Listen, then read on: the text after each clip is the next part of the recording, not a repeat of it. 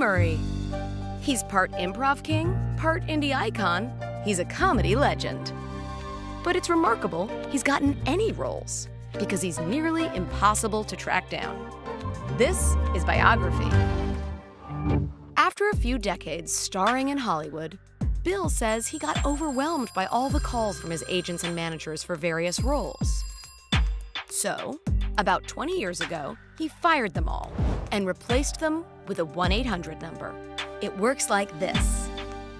If you want to hire Bill, you first have to track down the number, which is a notoriously well-kept secret.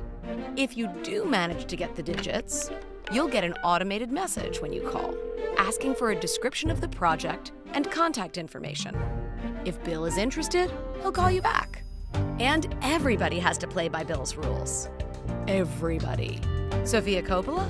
She left messages for over a year about Lost in Translation. Bill eventually said yes and took home a Golden Globe for his performance.